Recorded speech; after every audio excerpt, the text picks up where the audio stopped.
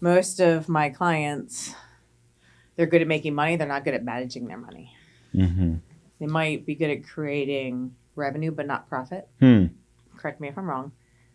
I might be great at building income in my business, but if I don't know my cost of goods sold, my overhead, is that the type of stuff you do? Not quite. It's more, sales processes, SOPs, like a sales playbook, a I like sales that. I like journey. sales processes, Right? It's repeatable systems, sales enablement. sales enablement. So that's helping your people take your vision of what you want them to do inside of a sales process and help them execute it effectively and follow a system or follow a process, or whether it's guided scripting or suggested language, or what to do next and how to use a CRM system to properly document and disposition the status of what's going on inside of that potential customer that they want to move through the process, and what does the nurturing sequence look like for potential customers, that and what are the probabilities of closing some of those things, and what is the projected closing of a particular. It's helping sales leadership have clarity and understanding how to help their teams be able to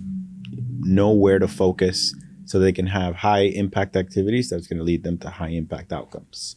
I like that because I have a lot of sales leaders and they would find value in that information. One of the things that they run into is salespeople do not want to follow the systems and the processes. So what would you say to a sales leader if their team did not want to follow that system? Let's get them in a room and let's do what's called a start, stop, continue, which you ask them, what should we start doing? What should we stop doing? What should we continue doing? And by you getting their words, they own what's happening in the process. And they're also part of the ownership of designing what the new process looks like. And by the leader being able to capture that input, right? When they say it, they own it. So now you're giving ownership to the sales team of designing what they really want. And then the leader, just all that he does is just share the priority of the company. And now because they feel heard and seen, they're more engaged in actually doing what needs to be done. So give me a high five for that. I'm sorry. That's good. What do we need to start doing? What do we need to stop doing?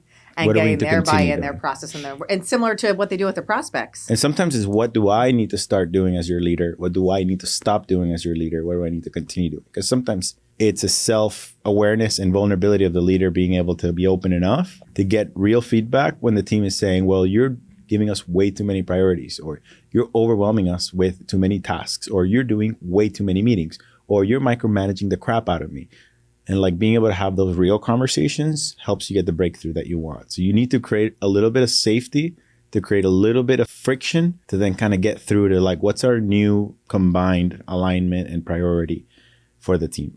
So I find that it's not, what are you going to tell the leader to say the magical thing to inspire and motivate the people to do the thing they want them to do, is bring them in the room, create safety, let them know that it's okay to say what it is that you need to say. Mm-hmm. How do we build a better version of what we're currently doing together? Help them feel safe enough, and then they feel empowered to actually say, well, you're getting my feedback, so now you got my commitment. That is great. So for some of the sales leaders that I have in my community, if they were going to do a meeting like that, how long do you think that meeting would take to keep everyone's attention? I think no more than an hour. Okay. What's also really nice about that specific type of activities, you need to have a middle person, right? Someone a facilitation. You need a Switzerland. A Switzerland neutral. Right? So you need to be someone that's facilitating the, hey, leader, leave the room. And then Switzerland gets to collect the feedback, and they write it on the board.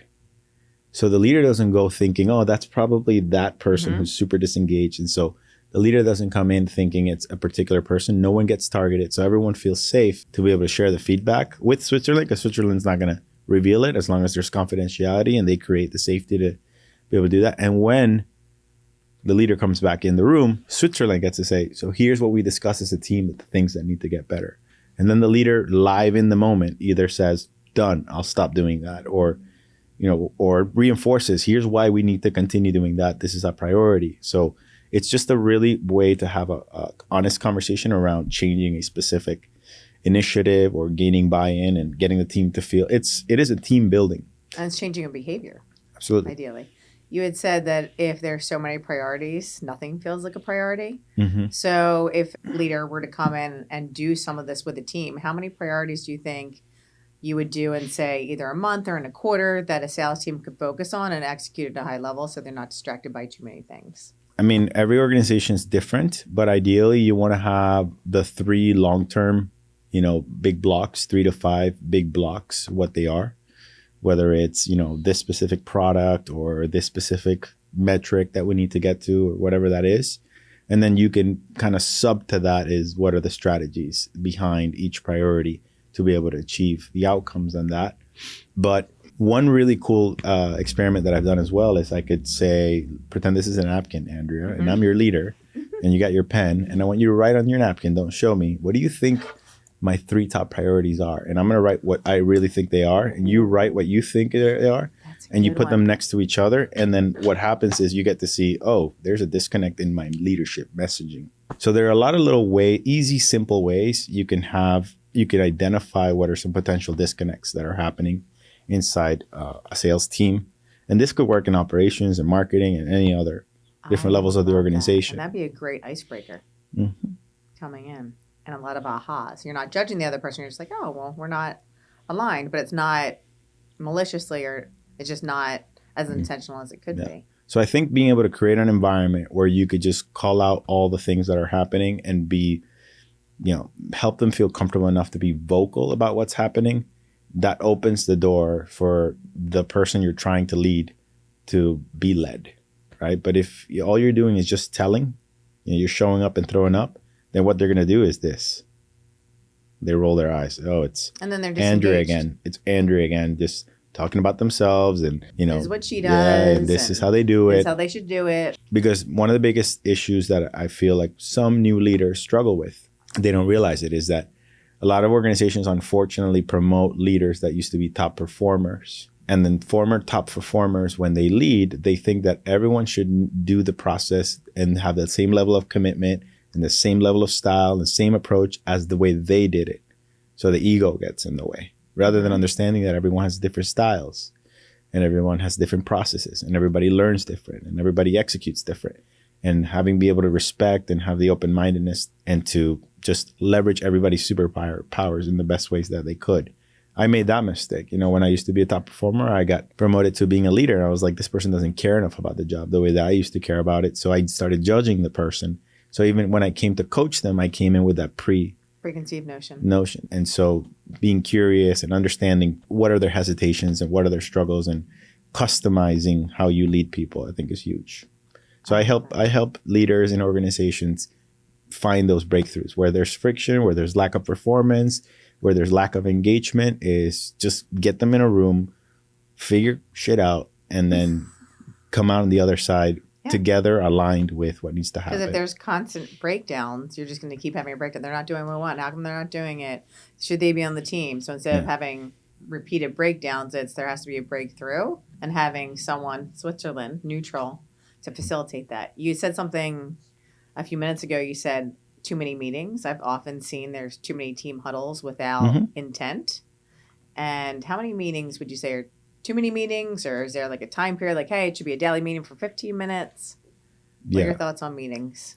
It depends on the organization, but I think a weekly meeting to talk about, celebrate successes, talk about, obstacles. When you're directing a team, you have to be intentional about, is it right to give recognition publicly, or is it better to do it personally? Share best practices, talk about team specific objectives, because everyone who's got their own individual performance goals, often if they are in a journey where they're starting or onboarding and they feel like an imposter, when all they're seeing is the same person being recognized on the team call over and over again, it actually impacts their confidence more.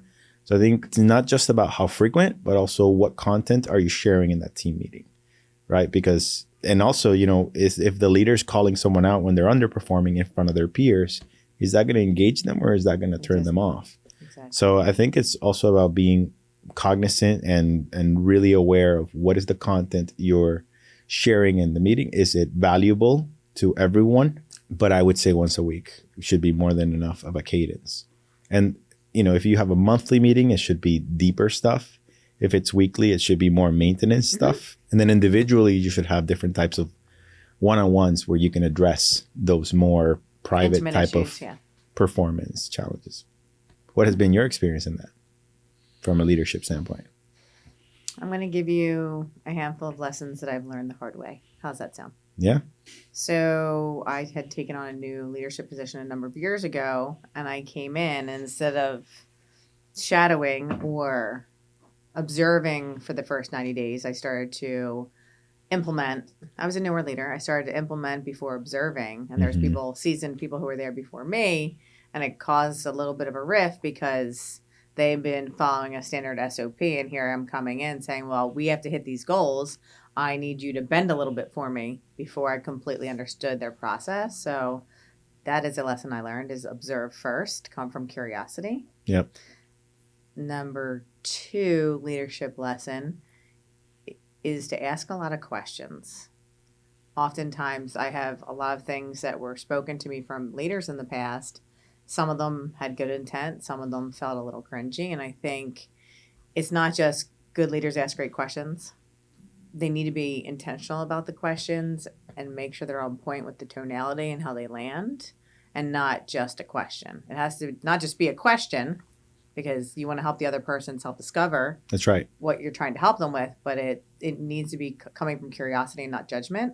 So a lot of experiences that I've had since I was probably 23 really shape how I lead today. I had come back from a John Maxwell event about a year ago. There's someone who I work with, and I thought that money drove this person.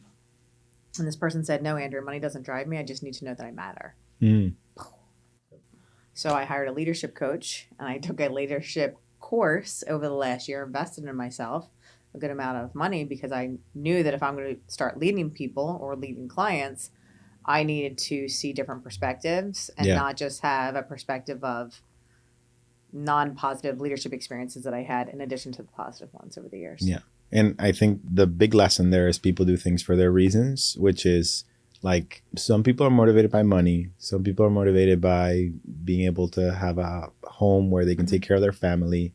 Some people are motivated by just being recognized, like saying you're great at what you do, and being able to know what people value and you direct your leadership towards that. It's because of the fact that you said that you want to be able to have a bigger home so that your family can grow comfortably and you can, leave a legacy behind. Then, let's build a career path that's going to help you get to that point. And again, people value different things. And I think as leaders, we need to have those conversations to better understand their reasons and then align their career path and what they want to achieve based on that. And you can hold them accountable to performance standards when you understand their motivations, because whatever performance they give or don't give is going to impact those goals and those motivations. So it makes it more real and attainable for you to be able to have harmony with teams that you lead. Exactly. And something that I also realized probably over the past year or two with some of the work that we do is accountability is a big thing in leadership. Are you holding them accountable?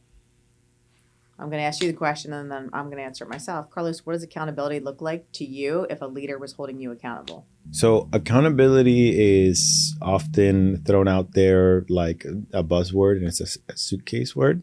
Suitcase. Right? Is that what you said? Yeah. So a suitcase word is like, it could mean so many things. I was thinking about your favorite gift, but right. Go ahead. And it's like, to me, accountability means is they say it, they own it. So great leaders can lead others to hold themselves accountable. So I'll give you an example. So let's say we role play something real quick. Would that be all right with you? Okay, cool. What are we selling? What are we selling? Yeah, give me a product that you're selling. And that I would be your leader in doing that. Sure, I'm selling, I'm selling gym memberships. Gym memberships, okay. So Andrea, we're going to have a quick conversation about, our goals as an organization with gym memberships.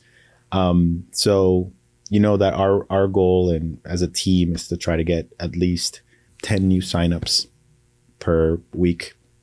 And I've noticed that the days that you've been working, you've kind of haven't been able to get any signups in the last 2 weeks. What's going on? I think I can get the signups, Carlos. I'm a little bit slower in the sales process where it's relationship building. I'm not a hard closer, so I still think I can hit the numbers over the month. I just do it at a little bit of a different pace than the rest of the team. Okay. Would it be all right? I've noticed that you've had about 25 meetings or interactions or tours that you've done. Would it be all right if we kind of go through some of those conversations and maybe navigate what could be some of the main obstacles or objections that you've gotten? Sure. Cool. So what would you say is the most common objection that you've gotten for people like that don't want to like commit at that moment? They can't afford it. They can't afford it. You know, it's Lifetime Fitness. It's $160 a month. Yep. And when they say that to you, would you say that 100% of that objection is true, or could it be something else? I mean, it could be something else, but who am I to just say, well, you can afford $160 Sure. a month and let's just, stop doing X, Y, and Z and you can afford it. Yep. I feel like it's not my place to direct people's money. That's fair. If you think about maybe a few questions that we could ask that's differently to maybe like anticipate or maybe prevent the objection or help them feel like the value that they're getting is greater than the investment that they're making, could you think of maybe one or two questions you could ask that could at least minimize that objection from happening in the next few? Yeah, I mean, I could shift my questions. I mean, am I not asking good enough questions, Carlos? Do you What think? questions are you asking now? I ask them, like, what's important about their fitness Sure. and, like, why they want to join this gym. Yeah, those are great questions. Would you be open to if I shared a couple of questions that I have found to be successful for some of the ones that are getting more memberships? Yes. The first half of that question I was open to when you started comparing me to other salespeople. I saw red. Okay. That could be. Okay. That's fair. I feel like I should be transparent with that piece. Okay. So if you said, hey, would you be open to some things that's working Interesting. with some other people? If it's working for other people, sure. When you said working for other people who are performing at a higher level, Okay. for someone who's really competitive, that kind of bit me. Or who have gotten success, would that be I would say better language? I wouldn't even tie to somebody else. It's been working? Okay. That's been working for the team. Okay. That would make me feel fair. So if I said, would it be helpful if I share some best practices that have been successful for others? Yes. Of questions to There ask? we go. Great. So here's the question. Okay. And so we now fast forward and we get to the end towards. So this week you're working the next 3-4 days. Based on our conversation, what are a couple of commitments you think that you'd be comfortable be able to be doing as far as behaviors or things you could do different What in do the you mean process? Commitments. I mean, you're going to do it for the next 10 customers that you talk to. What do you want to do different in your process? I think the 2 questions that we worked on and role Cool. played, I think I'd feel really good going to those meetings with those 2 or 3 questions and see if I get a different answer. I'd feel good about that. Awesome. And what support can I give you when I'm on the floor to help you with that? That's a great question, Carlos. I would say I don't think I need accountability with hitting the numbers. I think it's getting better at the skill set. That's what I'm missing. So if I bring someone over to you, I'm maybe stuck in the middle and I Cool. feel like I can't move that person forward.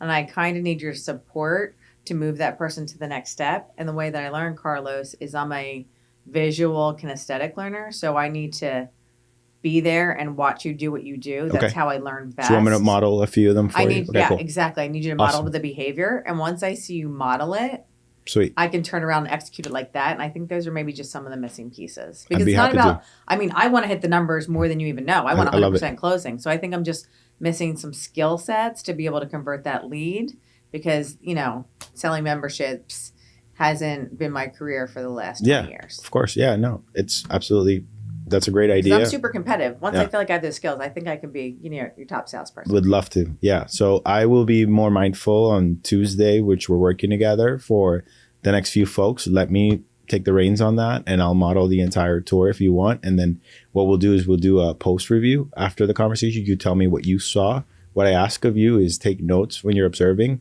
maybe take down any questions that I asked or moments that I uncovered so we could debrief that together and see how that fits into your personality, how it would work for you.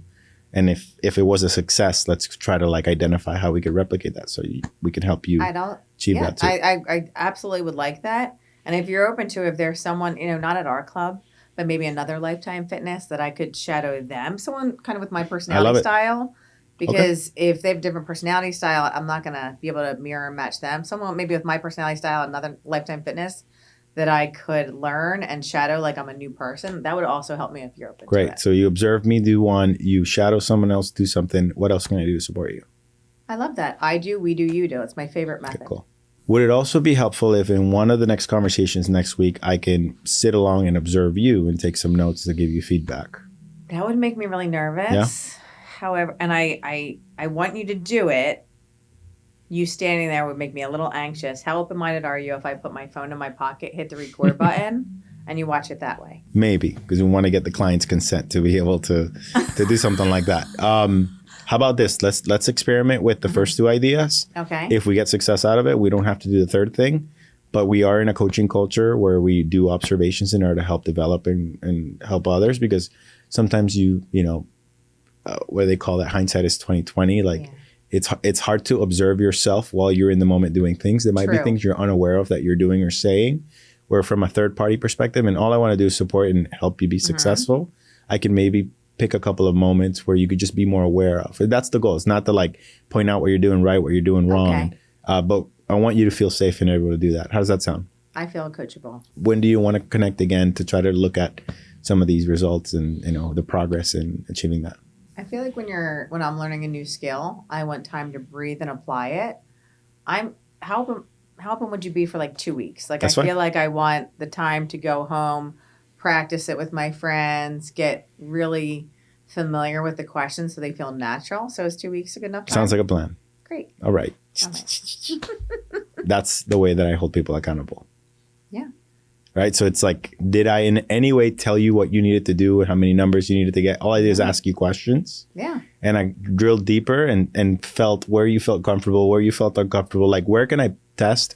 Where can I stretch? Where can I get you to feel like, and you, in the role of the person who was getting coached, you started volunteering things that you wanted to do. As an initiative, can I shadow someone else? So now you started taking ownership. So those are some of the skills that I would want to teach leaders to do, is rather than going in a place and say, you're not getting enough memberships. What are you going to do to get your memberships? And I need you to get to by the end of this week. And that's typically what a leader that has not been trained to stay curious and ask questions, right?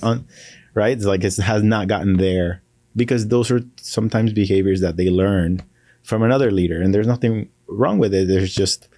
It's just not an effective way of leading people. And so sometimes people think that accountability just means you're doing it wrong, do it better, get me more. Or accountability just really means is show up for them, support them, ask them questions, be curious, understand where there could be broken things, make recommendations of ideas to help them feel comfortable that you're on their side. And so I learned something in my career. It's called on your side language. Right? Like on your side language is like, how can I help you? How can I support you?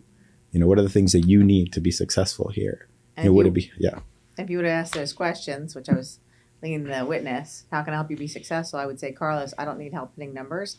I will literally, and Will Smith has this quote, if we're on the treadmill next to each other, I'm either dying or you're getting off first. I will outwork anyone. It's not work ethic. That's not the problem. It's usually a skill set I'm missing. Yet some of the leaders I've had over the years, they think it's the numbers. You hit the numbers, you hit the numbers, you hit the numbers. You're not hitting the numbers. We have to hit the numbers. It's not the numbers. I will always hit the numbers. I used to. I don't now. I used to get really defensive because I'm like, I'm working so hard. I was missing the skill set. If I'm not performing, it is not the work ethic. And that's what I feel as though a lot of accountability is are you doing the work? And if you are doing the work and you're working your rear end off, you get really defensive about that because you're already tired because you're doing all the work. So it's usually, for me personally, in accountability, if there's something missing, it's a skill set. Yep. Hands down. But other people are like, you're not hitting the numbers, you're not doing the work. Well, that's the easy way. That's a less curious way. No, I'm just missing a skill set here. There's a lesson that I learned from a training system called Coaching in the Moment, where it's like, imagine a picture of a brain and there's like a rope. And there's 3 knots in each rope. And typically when someone's underperforming, it's because they have a knot in their brain. And the knot, KNOT, right, is either they don't know how to do something. Yeah. They're unaware, or they just don't have the capacity. Like oftentimes we could teach them all the skill in the world. We can motivate them and hold them accountable to it, but they might not have the competency to actually do it. They're just like not fit for the role. Like there are so many people you put in a sales role that's just not meant to be. They're not good at sales, but you stick them in a room trying to do something in marketing or accounting or something else, and they're a superstar. So sometimes as leaders, we also need to identify what knots they have in their head. Manage them up or manage them out. And And I think as a leader, sometimes instead of showing up with solutions and telling people what needs to be done, is you have to be patient enough so they come up with their own solutions. And everyone has a different style. Like for you, you know, in the avatar that we were role playing in, it might have been a skill thing, but we could have done this role play again with someone who's just unmotivated and burnt out, or they're just having a bad day, or they're going through a personal issue. Mm-hmm. And so you have to show up as a different leader if that's the case, or, To meet you know, them where they're at. they're showing up late, or they're choosing not to ask the questions, or, if you've observed them enough times and you're noticing that they just don't want to do it, then the conversation needs to be something else. It's saying, Exactly. we've had several conversations about this. Nothing's been improving at this point. I don't know what additional support I can give you. So we're going to have a different conversation. What needs to change? And so you need to have that courageous conversation. It just depends on where that person is in performance. If it's the first time and they're fairly new, it's got to be supportive. But if it's 9 months in and they're still underperforming, it's a different conversation. Yeah. And what I love about what you shared is you're doing the work before the work and laying the groundwork of coming from curiosity, asking questions, backing up with a body of evidence before you have the tougher, courageous conversation. Whereas like, well, you're underperforming and we need to hit the numbers and you're out. Right. And coming at it from a different angle and trying to understand why the person's underperforming, not just that they're underperforming and assuming that's because they don't care, they don't want to do it, they're not motivated. I think that's a huge piece of it. If you have to have that separation conversation, you have data to back it up. Focus on the facts, not the feelings. That is true. Right. And I also think in leadership in the beginning, and this is something I learned when I went to expansion systems orientation with a real estate company I was part of, when you get into a relationship with somebody, have a divorce agreement in the beginning. Mm-hmm. So if you're doing a 90-day plan and you're doing, whether it's biweekly or monthly check-ins, you know way before that 90 days if you're all hitting the mark. So it's not a surprise. And they're like, oh my God, I didn't even know. Transparency, expectation setting. Exactly. And if people don't really like having confrontational conversations, that feels kind of weird or yucky, or they're apprehensive of it, it makes it so much easier because we've talked about what's going to happen if certain things don't happen. That's great. I wish I had that at the beginning as well. Yep. Because I did not enjoy those conversations if someone had to be let go. Cool.